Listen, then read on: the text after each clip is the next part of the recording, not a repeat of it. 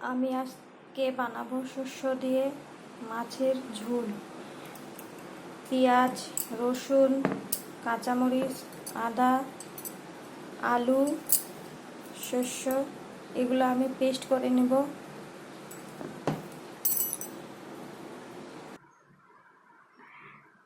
মিক্সিতে মশলাগুলো দিয়ে দেব। হলুদ, জিরা, ধনিয়া, মরিচের গুঁড়া। এখন আমি এগুলো ভালো করে পেস্ট করে নেব। এখন আমি কড়াইতে তেল দিয়ে দিলাম। মাছগুলো ভেজে নেব। মাছগুলো ভেজে নিলাম, একটা একটা করে ভেজে নিয়ে মাছগুলো। আমি আলুগুলো ভাজা করে নেব। সামান্য অল্প লবণ দেব, হলুদ দিব না। এখন আমি মশলাগুলো দিয়ে দিলাম,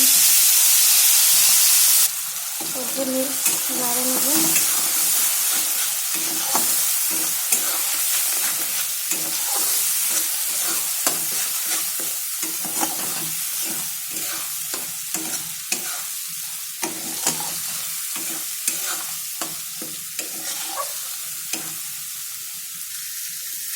আমার মশলা ভাজা হয়ে গেলে আমি আলুগুলো দিয়ে দেবো, ভাজা আলুগুলো।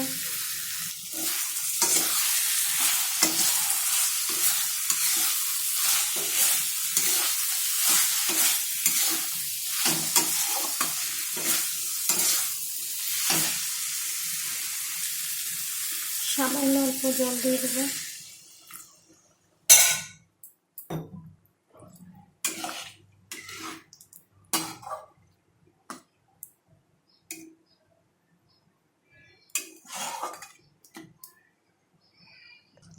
আমার ঝোল ফুটে গেছে, মাছ দিয়ে দেব।